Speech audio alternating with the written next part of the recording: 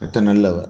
இந்த வார்த்தையை நீங்கள் கேட்குறீங்களா என்னன்னு தெரியாது. ஆனால் ஆண்டவர் சொன்ன வார்த்தையை நான் ரெக்கார்டாவது பண்ணி உங்கள்கிட்ட மறுபடியும் கர்த்தருடைய பிள்ளைகளுக்கு சென்று யாருக்கு தேவையோ அவங்களுக்கு சென்று சேரட்டும்.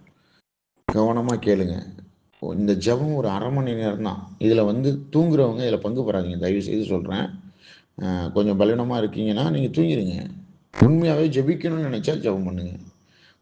2:15 பிலிப்பியர் 2:15 கோணலும் மாறுபாடுமான சந்ததி நடுவிலே குற்றமற்றவர்களும் கபடற்றவர்களும் தேவனுடைய மாசற்ற பிள்ளைகளாயிருக்கும்படிக்கு எல்லாவற்றையும் முறுமுறுப்பு இல்லாமலும் தர்க்கிப்பு இல்லாமலும் செய்யுங்கள். எப்படி செய்யணும்னு வசனம் சொல்லுது, எப்படி ஜெபிக்கணும் வசனம் சொல்லுது. இந்த 1/2 மணி நேரம் நீங்கள் ஜெபம் பண்ணி பாருங்கள். உண்மையாக ஜெபம் பண்ணணும், தூங்கக்கூடாது. ஆன் பண்ணிட்டு 1/2 மணி நேரம் இல்லை ஒரு 40 நிமிஷம் உண்மையாக நீங்கள் ஜெபம் பண்ணி பாருங்கள், வாழ்க்கை மாறும். கோணலும் மாறுபாடுமான சந்ததி, இந்த நடுவில் குற்றமற்றவர்களும் கபடற்றவர்களுமா நம்ம இருக்கணும். எப்படி இருக்கணும் வசனம் சொல்லுது, குற்றமற்றவர்களும் கபடற்றவர்களுமா இருக்கணும். குற்றமற்றவர்கள் கபடற்றவர்கள், குற்றத்தை மன்னிப்பு பெற்றவர்கள் கிடையாது. அது ரட்சிக்கப்படுவதற்கு முன்பு குற்றம் செஞ்சு மன்னிப்பு பெற்றுட்டோம். மறுபடி இப்போ எப்படி இருக்கணும், திருச்சபையில் இருக்கும்போது குற்றமற்றவர்களாக இருக்கணும்.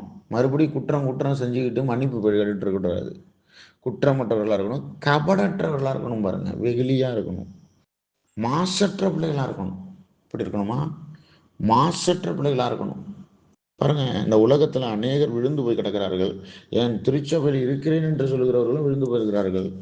அநேகர் போதகர்களுமே விழுந்து போய் கிடக்கிறார்கள். அதான் கவனிங்க, அநேக போதகர்களுமே விழுந்து போய் கிடக்கிறார்கள். ஆவிக்கும் மாம்சத்துக்கும் தான் யுத்தமே நடந்து கொண்டிருக்கு. உள்ளேயும் நடக்குது, ஆவிக்கும் மாம்சத்துக்கு விரோதமா வெளியேயும் நடக்குது. இந்த யுத்தத்தில் பிரஜாதிகள் எல்லாம் மாம்சம், நாம் ஆவி அப்படின்னு நினைச்சிடக்கூடாது. சபையில இருக்கிறேன், சபை நடத்துகிறேன் என்று சொல்லுகிறவர்களும் கூட மாம்சமா இருக்கிறார்கள், பாவத்தில் இருக்கிறார்கள். இந்த கேட்டகரியில் அவங்க இல்லை. குற்றமற்றவர்களா இல்லை, கபடற்றவர்களா இல்லை, மாசற்ற பிள்ளைகளா இல்லைன்னா அவர்கள் மாம்சம் தானே. அவர்கள் மாம்சம்தான். தெளிவாசனம் சொல்லுது, அவர்கள் மாம்சம்தான். அவர்கள் ஒருவேளை போதகர்களாக இருக்கலாம், ஒருவேளை விசுவாசிகளாக இருக்கலாம், யார் வேண்டுமானாலும் இருக்கலாம். பாருங்க, இவர்கள் நாம் யாரோடு இணைகிறோம் என்பது ரொம்ப அவசியமாக இருக்கிறது. குற்றமற்றவர்களாக நாம் இருக்கணும்னா குற்றமற்ற சபையில் இருக்கணும். குற்றமற்ற கபடற்ற மாசற்ற பிள்ளைகளோடு போதகர்களோடு தான் நம்ம ஐக்கியமாக இருக்கணும். பாருங்க, சிலர், நானே கண்கூடாக பார்க்குறேன், சிலர் வெளியரங்கமாக பாவத்தில் இருக்கிறாங்க. ஆனால் பாருங்க, அதே பாவத்தில் இருக்கிற விசுவாசிகள் அந்த போதகரோடு இழுக்கப்படுகிறார்கள். அவர்களும் அந்த போதகரும் ஒரு பாவத்தில் இருக்கிறாருன்னு வச்சுப்போம். அதே பாவத்தில் இருக்கிற விசுவாசிகள் அந்த போதகரோடு ஈர்க்கப்படுகிறார்கள். வசனம் என்ன தெரியுமா சொல்லுது, குற்றமற்றவனாக இருக்கணும், கபடற்றவனாக இருக்கணும், மாசற்றவனாக இருக்கணும் வசனம் சொல்லுது. ஆனால் இவங்க என்ன காரணத்தை சொல்லிக்கிறாங்க அப்படின்னா, நாங்கள் எங்கள் தாய் சபை, எங்களுடைய அந்த சபை, இந்த சபை. வசனத்துக்கு அதனால் இடம் இல்லை. ஒரு மனிதன், ஒரு மேய்ப்பன், ஆண்டவரால் நியமிக்கப்பட்ட மேய்ப்பன் சரியாக இருந்தான் என்றால், அவன் ஆடுகளை உண்மையாக மேய்க்கிறவனாக இருக்கிறான் என்றால், ஆடுகளை ஆண்டவர் அங்கே வைத்திருப்பார். அவன் ஆடுகளை வேட்டையாடுகிறவனாக இருக்கிறான் என்றால், ஆடுகளை வெளியே கொண்டு போய் இன்னொரு மேய்ப்பன்ட்ட தருவாரு, இன்னொரு மேய்ப்பன்ட்ட கொடுத்துருவாரு. ஆனா மாம்சமா வேட்டையாடுகிற மேய்ப்பன் என்ன பண்றான், ஆடுகளை தந்திரமா, இது தாய் சபை, இது இந்த சபை, அந்த சபைன்னு சொல்லி தந்திரமா வைத்து வேட்டையாடி கொண்டிருக்கிறார்கள். கட்டளை பிள்ளைகள், இது தெளிவாக இந்த சத்தியங்களை புரிந்து கொள்ளணும். இரவு நேரத்தில் ஆண்டவர் எனக்கு வெளிப்படுத்திருக்கிறார்.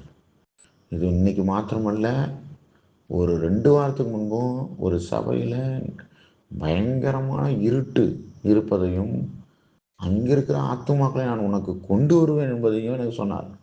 இது நான் என்னுடைய மனது எப்படின்னா, அங்கே உள்ளவங்க இருக்கட்டும், இங்கே உள்ளவங்க இங்கே இருக்கட்டும், புதிய ஜனங்களை தாங்க அப்படின்னு தான். ஆனால் ஆண்டவர் சொல்கிறார், இல்லை இல்லை, என்னுடைய ஆடுகள், என் கைக்குள்ளான ஆடுகள், என் சத்தத்தை கேட்குற ஆடுகள், மெய்ப்பன் மாசற்றவனாய் இல்லாத பொழுது, மெய்ப்பன் குற்றமற்றவனாய் இல்லாத பொழுது, குற்றமற்றவனாய் இருக்கணும், மாசற்றவனாய் இருக்கணும்.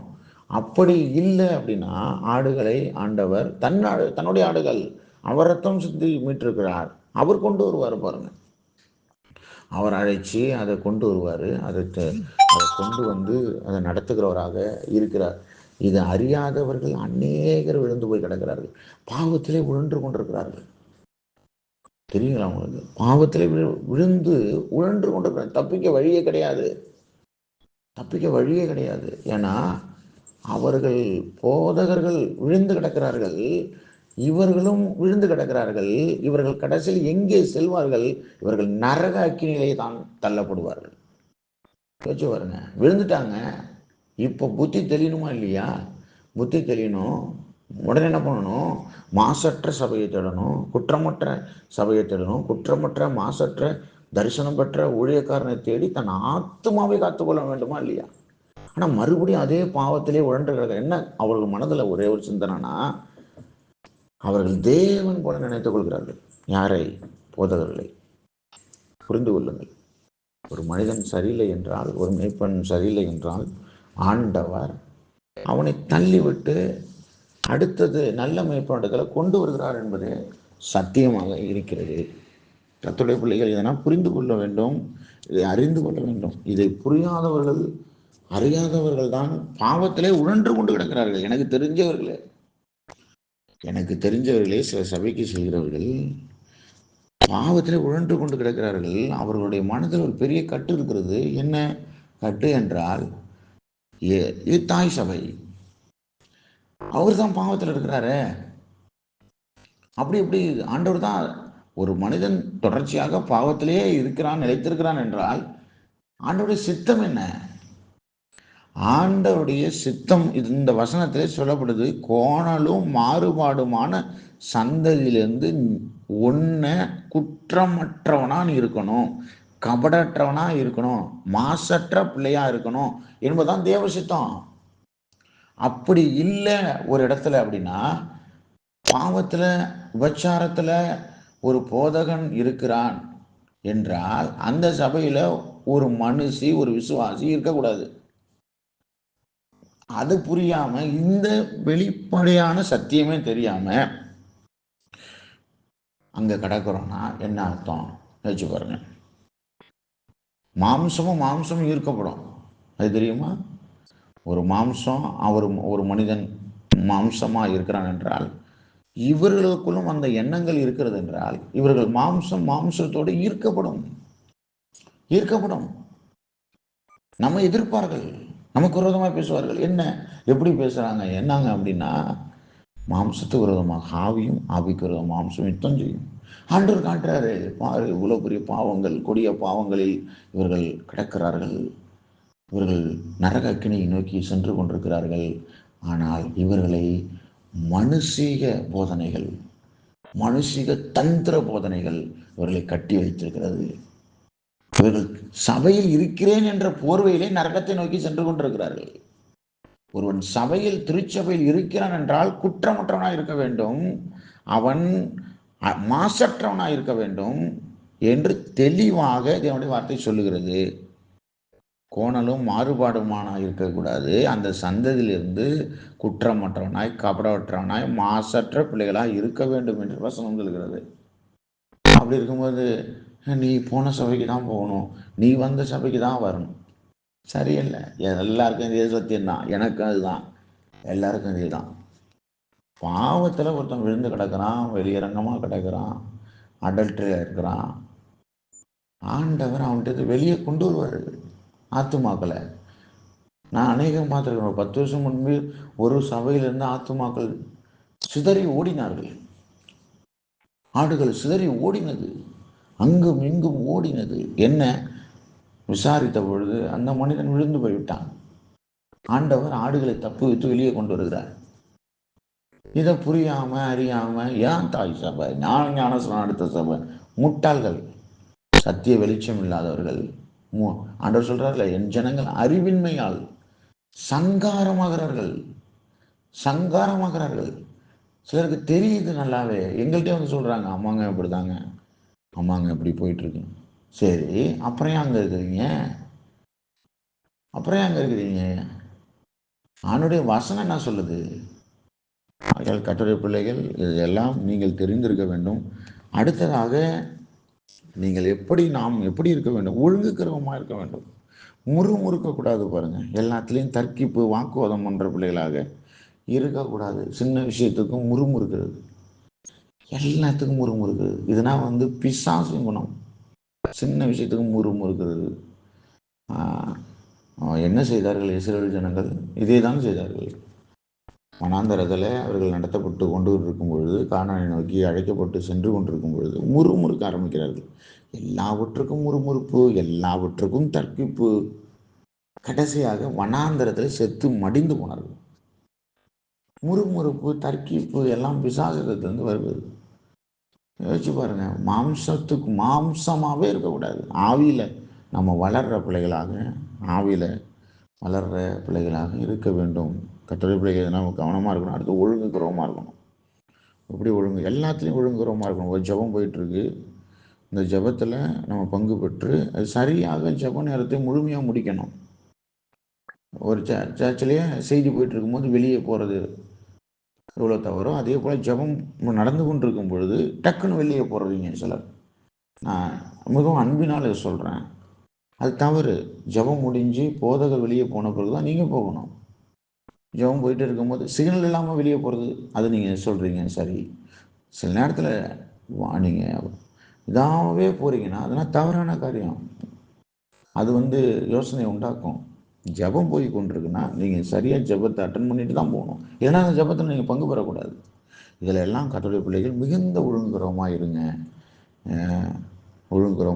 ஆண்டவர் இரவு நேரங்களில் வெளிப்படுத்துகிறாரு. சபை ஒரு சரியான சபையாக மாற வேண்டும். கோணலும் மாறுபாடுமாய் நாம் இருக்கக்கூடாது. உலகம் இருக்கலாம், மக்கள் இருப்பார்கள், உலகத்தில் மக்கள் இருப்பார்கள். நாம் அப்படி இருக்கக்கூடாது என்பதுதான் சத்தியமாக இருக்கிறது. ஆகையால் இதையெல்லாம் புரிந்து கொள்ளுங்கள். சிலருக்கு வெளிச்சம் இல்லை, தேவனுடைய வார்த்தையின் வெளிச்சம் இல்லாமல் இது எங்கள் சபை, எங்கள் தாய் சபை அப்படின்னு என்னட்டே சொல்கிறாங்க. அது மாதிரி தவறு. பாவத்தில் ஒரு மனிதன் இருக்கிறான் என்றால் அது ஒருபோதும் அது என்றே பேய் சபையாக மாறிவிட்டது. ஒரு போதகன் பாவத்திலேயே உழன்று கொண்டிருக்கிறான் என்றால் அவன் தேவ திட்டத்தை விட்டு விலகிவிட்டான், தேவ சித்தத்தை விட்டு விலகிவிட்டான். அது பேய் சபையாய் மாறிவிட்டது. அங்கு பிசாசுகள் குடிக்கொண்டிருக்கிறது. பிசாசுகள் அங்கு சத்தியம் பேசிக் கொண்டிருக்கிறது. ஆகையால் புரிந்து கொள்ளுங்கள். பிசாசுக்கும் தேவனுக்கும் உள்ள வித்தியாசத்தை புரிந்து கொள்ளுங்கள். தேவன் பரிசுத்தம் உள்ளவர், மாசற்றவர், கவடற்றவர். தேவன் அப்படிதான், தேவனுடைய பிள்ளைகளும் அப்படிதான். இல்லை, இது எல்லாம் இல்லை என்றால் அங்கு நம்ம இருக்கக்கூடாது என்பதுதான் சத்தியம் என்பதை கர்த்தருடைய பிள்ளைகள் மிகுந்த தெளிவாக புரிந்து கொள்ளுங்கள். தெரியாதவர்களுக்கு அறிவியுங்கள். வெளியரங்கமா தெரியுது பாவத்தில் ஒரு மனுஷன் கிடக்கிறான்னு, அவர்களுக்கு போய் அறிவிங்க. நீங்க அது தாய் சபை அல்ல, அது பேய் சபை. அது ஒருவன் பரிசுத்தமாய் இருக்க வேண்டும், பரிசுத்தமாய் வாழ வேண்டும், பரிசுத்தமாய் ஊழியம் செய்ய வேண்டும், பரிசுத்தமாய் விசுவாசிகள் இருக்க வேண்டும். அப்படி இருந்தால்தான் ஆண்டவர் அங்கு இருப்பார், ஆண்டவர் அங்கு வாசம் செய்வார் என்பதை அறிய வையுங்கள், புரிய வையுங்கள். கர்த்தர் உங்களை ஆசீர்வதித்து நடத்துவராக. ஜெபம் பண்ணும். பரிசுத்த பிதாவே, ஆண்டவராக இயேசு நாமத்தினால கிருபையின் தகப்பனே, ஆன்லைன் பிள்ளைகள் இருக்கிற பிள்ளைகளுக்காக ஜெபம் பண்ணுறேன். இயேசுவே, இவர்கள் உண்மையாகவே இந்த அதிகால ஜெபத்தில் பங்கு பெற்றார்கள் என்றால் இவர்கள் வாழ்க்கை வளர்ந்து விடும். ஆண்டவரே, செழிப்பை நோக்கி, ஆசீர்வாதத்தை நோக்கி, பரிசுத்தத்தை நோக்கி இவர்கள் சென்று விடுவார்கள். ஒரு பிள்ளைகளுக்காக ஜெபம் பண்ணுறேன். மாஸ்டருக்காக, பாஞ்சமிதற்காக, ஜோவிட்டா, ஜோஷ்னாக்காக, ஒவ்வொரு மீதும் ஜீவனை, ஆரோக்கியத்தை, செழிப்பை, ஐஸ்வர்யத்தை பேசுகிறேன். பரிசுத்தாக நிறைவை பேசுகிறேன். ஆசீர்வாதத்தை நடத்துங்கப்பா. துர்காஷ்டருக்காக, சதீஸ்வரருக்காக, தம்பிக்காக, பீலாக்காக ஜெபம் பண்ணுறேன். தெய்வீக ஆசீர்வாதங்களை, ஐஸ்வர்யத்தை பேசுகிறேன். கிருபையை பேசுகிறேன். ஆசீர்வாதத்தை நடத்துங்கப்பா. கிருபை சூழ்ந்து கொள்ளட்டும்ப்பா. ஆசீர்வதிங்க, நடத்துங்க. கைப்பாஸ்டருக்காக, வீரமணி பிரதருக்காக, தனுஷுக்காக ஜெபம் பண்ணுறேன். தெய்வீக ஆசீர்வாதங்களை பேசுகிறேன். கிருபையை பேசுகிறேன். ஆசீர்வாதத்தை நடத்துங்கப்பா. கிருபை சூழ்ந்து கொள்ளட்டும். ஜோதிக்காக ஜெபம் பண்ணுறேன். ஜோதி ஆசீர்வதிங்க. பெருமை பிறப்பாவை அன்பக்காக அபியை ஆசீர்வதிங்க. குடும்பத்தை ஆசீர்வதிங்க, நடத்துங்கப்பா. எஸ்தரம்மா, அபி தம்பி, நாகராஜப்பா, குடும்பத்தை ஆசீர்வதிங்க, நடத்துங்கப்பா. எங்களுக்காக ஜெபம் பண்ணுறேன். ஜென்ஷாவுக்காக, ஜாஃபினிக்காக, அப்பாவுக்காக, அம்முக்காக, கிரேஷியாவுக்காக, அரவிந்துக்காக, எல்லாருமே ஜீவனை, ஆரோக்கியத்தை, செழிப்பை, ஐஸ்வர்யத்தை பேசுகிறேன். பரிசுத்தாவின் நிறைவை பேசுகிறேன். பரிசுத்தாவின் ஒரு முறையும் ஆசீர்வாதத்தை நடத்துங்க. கிருபை சூழ்ந்து கொண்டு இந்த வார்த்தையில் பேசப்பட்ட வார்த்தையில் அர்த்தத்தை தெளிக்கிறேன். இது மனதை திறக்கிற வார்த்தையாக இருக்கட்டும், மனதை கட்டுகிற வார்த்தையாக இருக்க இந்த மனிதனுக்கு அமையக்கூடாது. இது மனதை திறக்கட்டும். யாரெல்லாம் இந்த வார்த்தையை கேட்குறாங்களோ, கேட்க போகிறாங்களோ, அவங்களுக்கு தெய்வமே மனதை திறக்கட்டும் இந்த வார்த்தை என்று நான் சொல்லி அனுப்புகிறேன். எங்களையும் ஆளுகை செய்ய நடத்தும். உங்களுடைய தயவுள்ள கருத்துக்கள் தாழ்த்து விடுகிறோம். ஆண்டவராகிய இயேசு கிறிஸ்துவின் நாமத்தில் பிதாவே, ஆமென். கர்த்தர் நல்லவர். கர்த்தர் உங்களை ஆசீர்வாதத்தை நடத்துவாராக. இரவு ஆன்லைன் படி நம்ம சந்திப்போம். Good morning.